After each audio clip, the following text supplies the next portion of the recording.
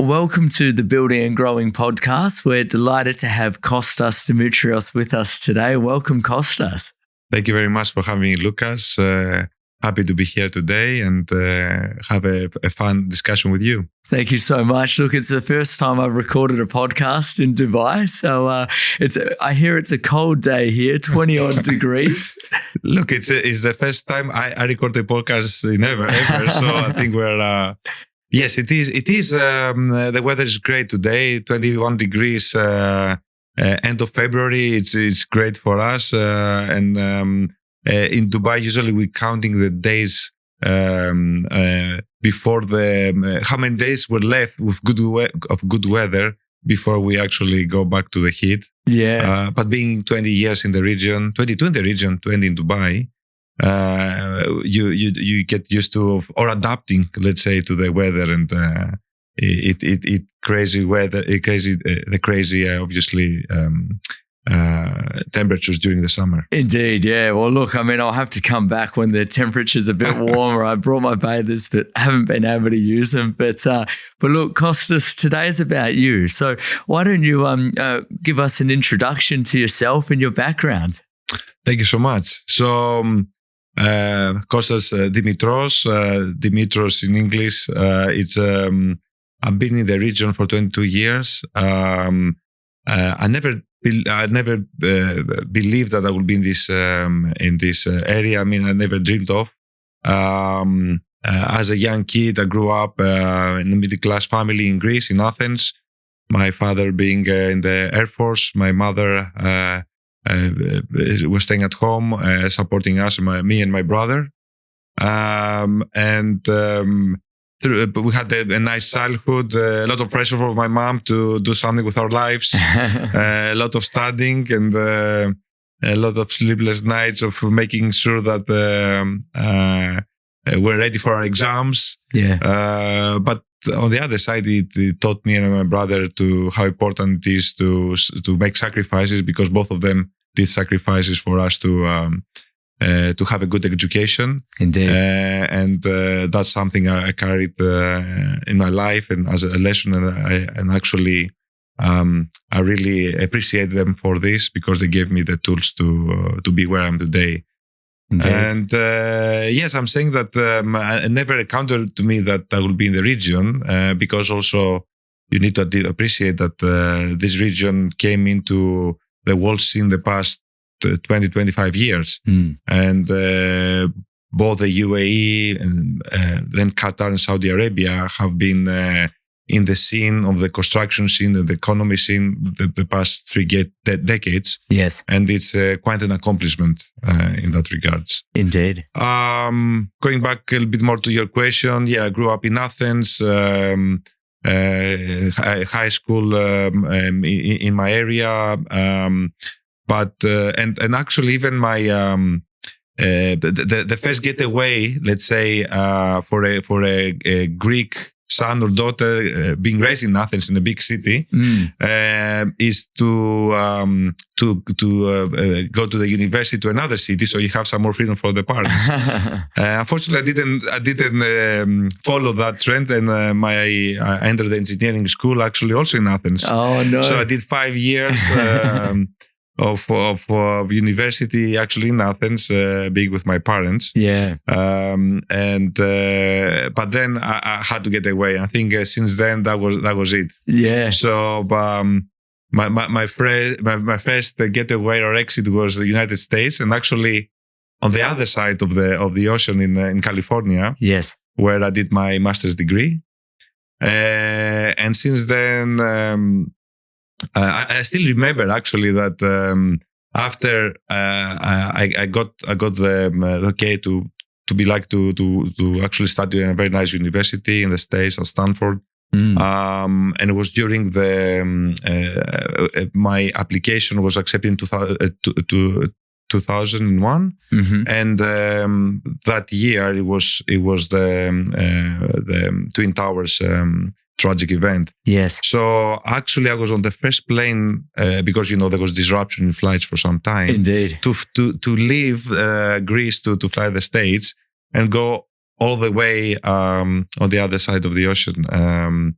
And when I finished 1 year later, my mother thought, okay, you did your rebellion, you went far away from me. Yeah. Now you're coming back. I said, actually, Mom, I'm going to go a little bit further. I said, where? I'm going actually to Australia because I just got hired by this American company.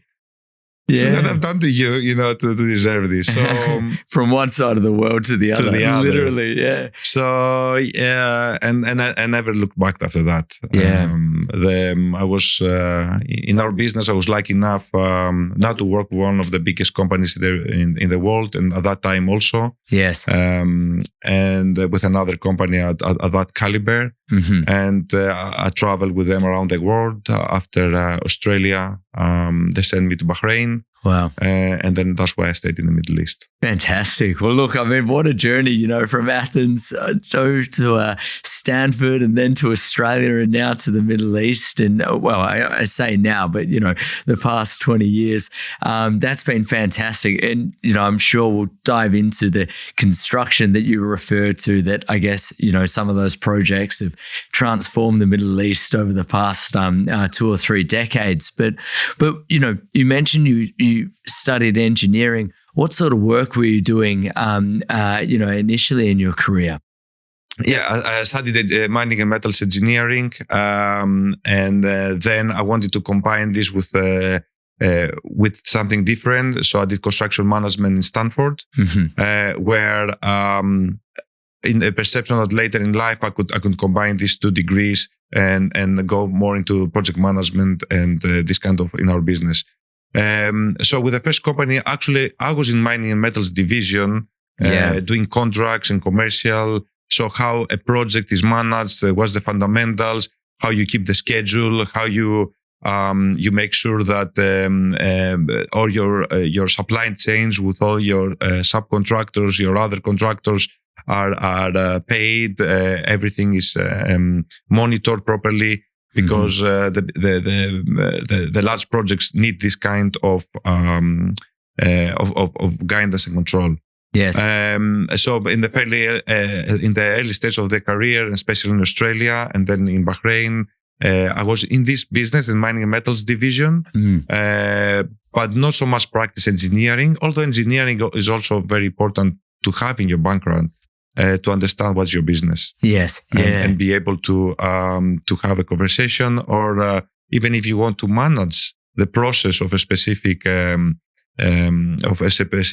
task or service, to be able to understand why this happened. Well, look, that sounds like, a fantastic, I guess, start to the career in Australia. I know mining is a big, important industry there. So I'm sure you would have been keeping busy. And then, you moved over to Bahrain before coming here to Dubai. I guess as we've referenced before, there have been some huge projects over the past couple of decades. So are you able maybe to talk us through sort of, the definition of some of those big projects, what's gone on, and then, kind of what's happening now? Exactly. And as I said before, that was one of the main reasons also I stayed in the area, because as an engineer, the background, you never forget to be an engineer. It's in your DNA. Yeah. When you study and you have this process in your mind and at work and actually outside work. And it intrigues you and excites you to see, to be involved in any project, let alone a large project. And what I said before about these 30 years that the region has been reshaped is because of these big projects and now giga projects. Yeah. Everything started, of course, as we know, with Dubai and Abu Dhabi, where they had a vision to disengage from hydrocarbons, especially Dubai, that was not so much dependent on this business. They tried to create a different industry or product in the market, tourism. Yes. So they had to very quickly find ways to do that. So by creating a tourist ecosystem with the big hotels and the residencies itself, it was a big project to be materialized. And of course, all of this needs the infrastructure behind it. So they had to build the big power plants. They have to have the water supply in the place where it's predominantly desert. Yes. They had to create innovative ways to desalinate water so they can accomplish this vision. Mm-hmm. And so the giga projects were a fundamental reason that helped them reshape and create the place we all live here, Dubai, but Mm-hmm. also drive growth, drive the economy. And everybody else followed for different reasons. Abu Dhabi as an immediate consequence because of its location. They're the same country. They're one of the 7 Emirates. Mm-hmm. So it was early enough to see the benefits of diversifying the economy into other areas. So they started also with very focused programs. Mm-hmm. And then the other regional countries, predominantly with Qatar and now Saudi Arabia. Yes. Everyone has their vision. Everyone uses these mega projects or giga projects for a specific scope. For example, Qatar was the World Cup, the Football World Cup, a few years back at 2022, where they had to make the infrastructure, including the metros, a new airport to bring the people that will the spectators and the visitors to visit the World Cup, the teams, and itself the Qatar and the city of Doha was rebuilt. Was itself a giga project to accommodate this big event. Coming the past few years to Saudi Arabia with His Royal Highness vision of bringing Saudi Arabia into the map, in the world map, opening the market to, apart from the religion tourism, which is huge every year in Mecca and Medina, yes, to offer a completely different product to the market that was not aware. Huge historic locations, which itself to be able to accommodate tourism to visit them, either through the infrastructure and transportation means, or even to stay and enjoy these areas. You need to create. You have to build this infrastructure for everybody to come. Indeed, down to cities, communities, and projects that. Are not seen before in this world, and are legacy for the generations to come. Yes. Projects like the Line, projects like Oxagon, which are set to serve the generations to come. Yes. So a giga project is, I would say, a transformative project where it reshapes a country on its own and gives. It has a start, but it has a vision and a legacy for the generations to come. And it's just such a size and of the project and such input that can make this impact for the generations to come, as I said. Indeed, yeah. Look, and I mean, I think they're doing a spectacular job. In a way, they've already started. They've started those projects, but in terms of attracting tourists, I know that they've also invested a lot into different sporting events and conferences as well. It's fantastic that they've gone from, I suppose, well, they've diversified. There's the really key, religious tourism. There's all the beauty associated with the historic places and, places like the Red Sea, the sports tourism. Vision 2030 is fantastic. And of course, we've got the World Cup coming up in 2034 as well. So amazing. There's a lot going on. Crazy. Yeah. But Kostas, I guess you've been involved in, multiple of these projects across the region over the years. Are you able to talk about, I guess, the importance of, stakeholders when, you're working on these projects? How do you sort of approach understanding, the who's who on such, complex projects? That's a great question, Lucas. In order to deliver a construction project, you need to know the stakeholders. You need to understand their needs. The stakeholders is those that deliver the vision that we just described before. They run the cities. They were running the cities before the project get announced. They will be running the cities after all these projects are incorporated into the ecosystem. The stakeholders are those that will they will incorporate all these projects. They will manage these projects when they are incorporated in the city, in the urban environment of the city. You need to. There is time to. You need time to understand. Always listen. You need to have constructive discussions of their pains, of their wants, of how receptive they are to the changes in their environment, and it's like doing a mapping analysis of, or as we call it, a gap analysis in our business of the strengths, the weaknesses, the needs, and the current infrastructure they have, and always ask questions. Of course, as these big projects come into play, there's a lot of employees from all over the world, subject matter experts in these projects that most probably have delivered similar projects of this larger or smaller size in other areas of the world, and they're coming to this region to implement their expertise. We need to understand, all of us in this ecosystem, how things work in this specific area. What's the constraints? There is a lot of procedures and processes that might be different from other areas or from the countries we're coming from. Yes.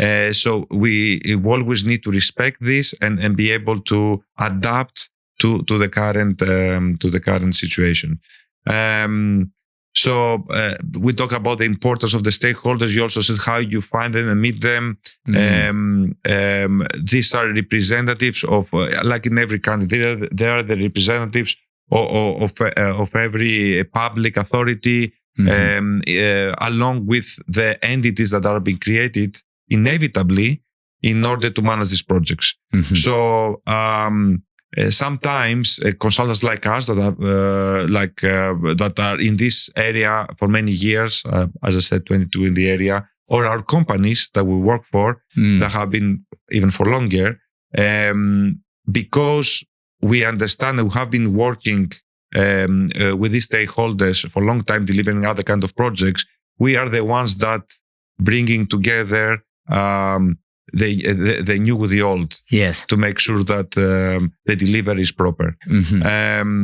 Doesn't mean that a newcomer, it's because always a fresh idea can give a solution to a problem. But my advice is also for a newcomer as a company or as an individual working for a company is to take some time to understand. I know the projects are moving in very fast paces, but is to listen, understand how things work here, listen to the needs of the stakeholders, try to serve them, and try to create your own environment or your own group of individuals that help each other and give solutions than constraints to things that need to be done. Yes, fantastic. And look, I mean, you've spoken, I guess, about like the multiple different stakeholders involved in these projects, from the local authorities, the people who are in charge of the new organizations, and I guess some of the contractors that are going to be delivering it. And so how when you're, for example, preparing a pitch, for one of these giga projects, and there are so many sort of contractors to choose from, both ones who have delivered in the past and new contractors that might have innovative solutions. How do you sort of select the right ones to run with? Ultimately to make sure that the project's delivered, with the right quality and in the right time too. You're right. Actually, contractors, maybe I missed to refer, because ecosystem is from top to bottom is, of course, I focused before on the local stakeholders of the different authorities, but all of us, consultants, contractors, are stakeholders in the success of the project. Your question is great in regards of the contractors, because the size, the pace, and the complexity of the projects need specialized people, companies, equipment. There's a lot of local talent, of course, in all these countries. There's the experience of the countries like UAE, other Arab Emirates, and Qatar that started this construction and big projects development. So there is, for the past, I would say, 3 decades, good local base for contractors that can move in this area, and have to admit that local governments here, they have allowed contractors that are from, as we call the GCC, the Gulf countries, to move uninterruptedly from one area to the other and conduct business without many restrictions if you are overseas, which is really good and helpful. But definitely you need the international contractors that are coming into play, the international suppliers with new material, with new equipment to accommodate these projects. As I said before, some of these projects I've never done before worldwide. Yes. They are challenging our engineering basics. Some of them are projects of the future. You need to create technologies to be used to accommodate that vision.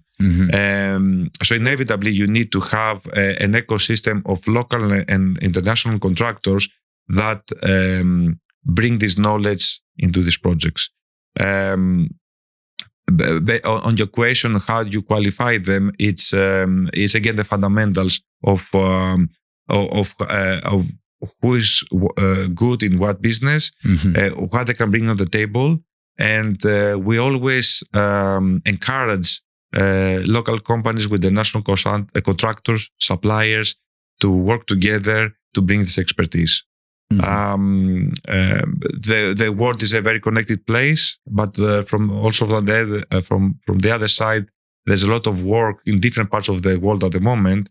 So the challenge is to attract this talent, these big contractors here in this region to create their base, do the workshops, and help deliver this vision on the big projects. Fantastic. Yeah. Look, I mean, there is such an ecosystem over here of different people bidding for work, and every innovative solution is available in this region. And so I guess, sometimes for, project managers or pitch managers, they've got, so much choice in front of them in terms of, what to choose. So I guess that brings me to, the next question in terms of, you've been speaking with all these stakeholders, you understand what the objective of the project is or the vision of the project. How do you kind of wrap all of that up into a pitch, in order to help be the one who delivers these projects? That's a challenge in itself for many reasons. And again, over my 22 year of journey in this area, Also, as I said, the local expertise, the local entities, the local stakeholders, everybody has become smarter, better, and looking for always the best to be brought in this area. So, in that, you have to keep up with this challenge. Mm-hmm. You have to keep up with the competition, because again, many years ago, was only a handful of companies that came to this area for many reasons. The area was not known. Again, I said the Middle East area, the GCC area. In some other parts of this world, the visions and the visuals you see from the TV and is not the proper, with wars. So there was always and I would say negative, but the wrong impression of what is happening in this part of the world. So many companies were reluctant to come, and consultants, contractors. So it was easier to frame an opportunity to frame your offering and be the one selected. Yes. At the moment, this is not enough. You need to first of all challenge yourself. Why you're different, why you're better, what do you offer to your client that is different than the others. Although engineering, we want to say there's a lot of innovation in industries, in tools. Engineering itself, in the process and procedures, it hasn't been challenged as much as I believe. But as the projects get, we discuss about giga projects, more challenging, then inevitably you have to have a similar offering. So it is many things that you try to put in this nice package of offering. Do you have the best people available now? And these people to accommodate this project, to man this project, and this as we call them, subject matter experts, or your project directors, or your team members have to be available, proven, and come from all over the world and demonstrate that have managed and executed similar projects. Second part, as we discuss, innovation. What innovative ideas you bring to the table to do the traditional ways we do engineering, in consultancy, in contracting, in project management, in delivering a project faster, better, to as we say, to future-proof it, to make an asset that is for the future. Have you understood? We discussed before about the stakeholders. Have you listened to them enough? Do you understand the project, the problems? Do you understand the challenges of what they have at the moment? Because yes, the visions are great, but in order to deliver the visions, the background can be different. There can be constraints in the infrastructure, can be constraints in the supply chain.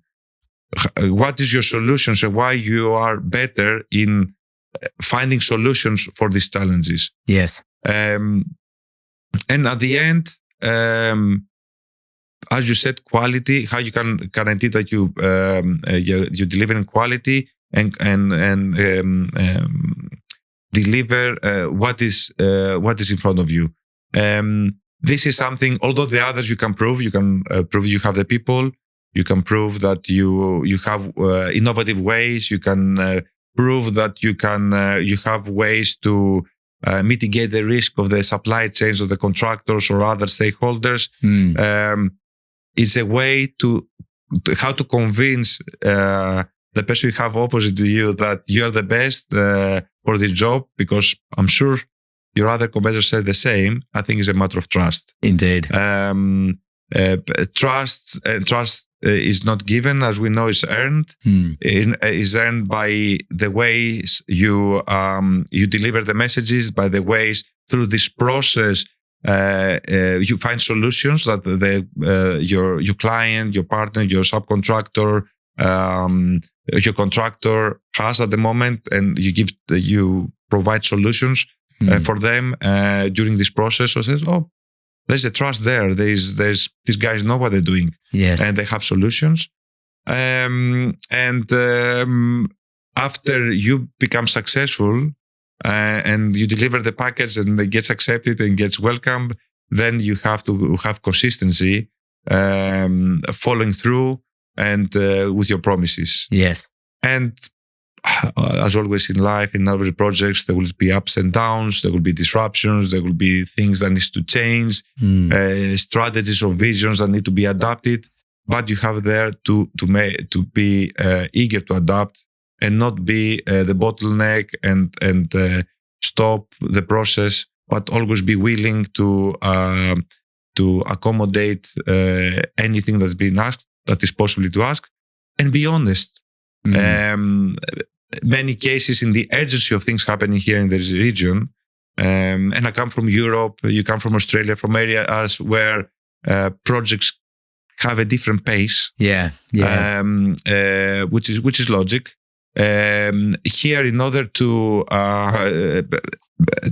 accommodate the faster pace, the promises are being made that cannot be met. Yes. Then is where you lose the trust. A funny story. I won't mention the project. Many years back. It is many years back. It's not my current deployment. We had the specific material need to come from Asia.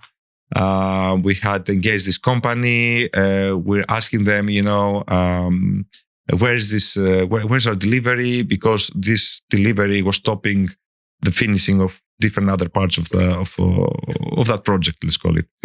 And again, the honesty was not there. It's coming tomorrow. It's coming tomorrow. It's coming the other day.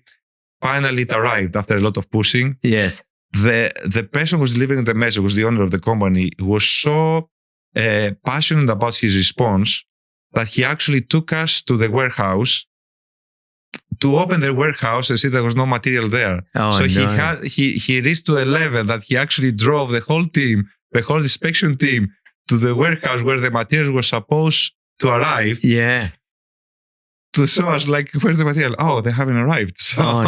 Shivers. So don't make promises you cannot deliver. Be honest, as always. I mean, you have to be honest in your life also, but let alone in a fast-paced environment we're here. Yeah. Because at the end of the day, it's also a very construction business, a very small community. Whether you represent your company, your suppliers, your contractors, or yourself. Trust is, for me, a fundamental part of securing the project and winning work and be successful. Indeed. And if I might add something that we spoke about previously before the podcast, something that you said which stayed with me was that, you've got to make sure that the deal kind of is aligned in everyone's interests in order to prevent problems later on. So I'm not sure if you want to, put that in your own words. One of the first lessons I learned when I started my career in engineering, in my first job, again, you always in life is skills, but also is luck. I was lucky enough to work with people that taught me things. One of them, and as I told you in the beginning, one of the first assignments was in contracts and commercial. And the contract manager in the first project I was working for, mega project, was he said, Kostas, you can learn a lot of things in our industry. You're gonna be from the client side, you're gonna be the contractor side, you can be the consultant, advising the client, the contractor, how to conduct the business or managing the contractor. But you should always have in mind that there's never winners and losers in a contract. A fair contract makes the success of the project. If any of the two parties try to bring the contract to their favor, then the project will lose inevitably.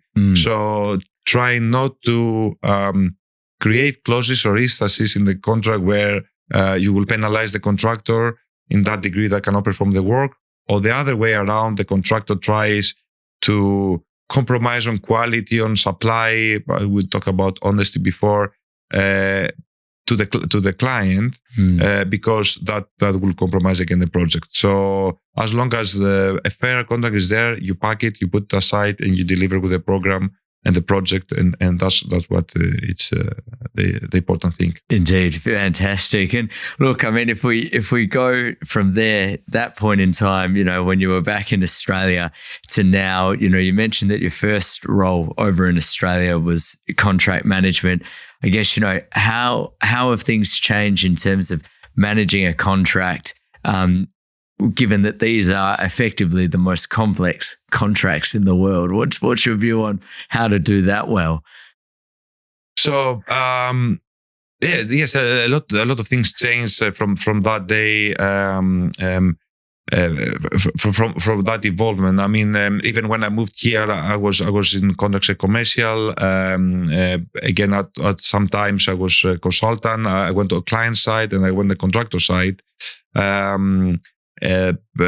there is general guidelines in contract that are being implemented, the FIDIC or other forms of contract,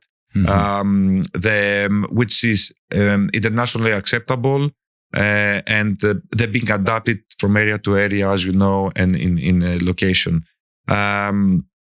The challenge being from both sides of the table is again, I mean, although that was the advice, the reality is much different.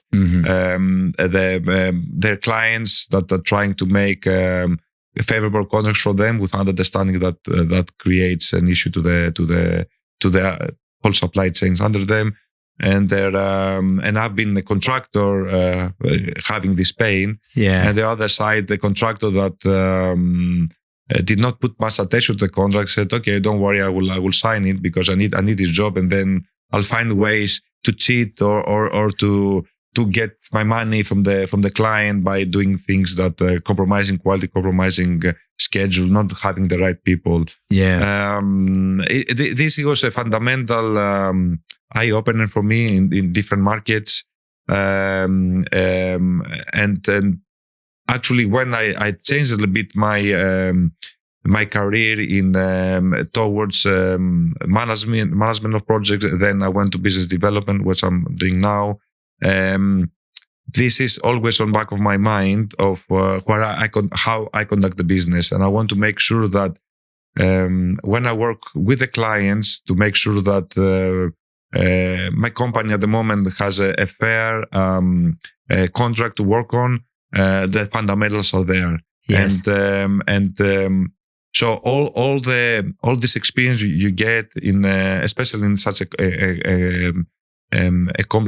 complex area of the business, which is combines the legal, the contractual, the technical expertise, is very important to have in order to create a fair environment for the project to be healthy. Fantastic. Yeah. Well, look, Kostas, it's, been an incredible journey. And we look forward to seeing, the delivery of some of those incredible projects. But are there any takeaways that you'd like to share with the audience? Yes. One of the biggest takeaway is that it's teamwork. Many people believe they're Superman or Superwoman to be able to do things on their own, purposely or unintentionally or intentionally, because we're all of us so much in the work every day. The pace, as I said, is very fast, especially in this area, that we think we can do things alone.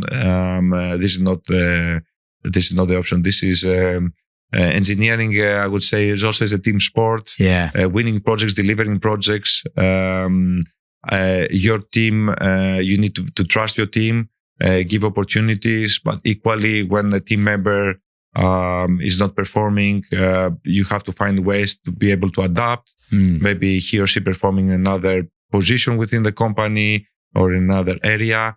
A recent example is that the current company I'm working for, a recent win on a project we were tendering. It engaged 35 people of different nationalities, of different expertise, from legal, contractual, technical, graphics. This is not a one-man show. Yes.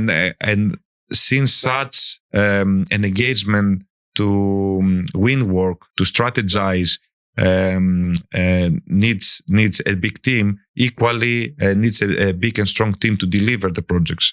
So teamwork has to be always in mind. Trust, as I said before, honesty in all facets of the business. They are fundamentals that have to be to carry along with you. For the companies that I know you have a big audience in companies that are working in the region or other companies that want to enter the region. I keep saying for the past 22 years that this is the time to come. It's never too late because the development in this part of the world is immense. They are projects that even if you try to decipher what is needed for them, you will need the supply of steel of the world, the annual supply of steel every year, the annual supply of cement, the best people, the best expertise. So it's never too late. There is a lot of opportunities. There is a lot of opportunities in the market to enter the market, to provide your materials, to provide your expertise. As I said, individually to join companies where the search for talent is immense. Especially in our business. So my advice is it's not a risk anymore. Many years back, for many companies, this area was a risk. This area is the place to be. That's why we keep staying here. I mean, my family. Yeah. And it's as long as your offering is that is needed, you're always gonna find a place to be. Last but not least, innovation, innovative ideas is a must. As I said, in engineering, I don't think we are so much advanced as other areas like computer science or medicine, or where the innovations are more disruptive and with more fast-paced. But we need to learn from these tools, bring them here, and be able to do things better, safer, smarter, so we can deliver bigger, larger projects and more exciting projects. Indeed. Fantastic. Look, Kostas, thank you so much for sharing those takeaways and for everything that you've provided today in, the interview, in the conversation. I think, trust is certainly something that's come out of it as being a really important key to success, and not being afraid to have a go and come out to the region, because I'm sure that there are some fantastic projects that we've missed out on talking about today that people will think of. We're looking forward to watching the region continue to develop. Thank you very much for having me, and good luck with the rest of the podcast. Thank you so much. Really appreciate the time.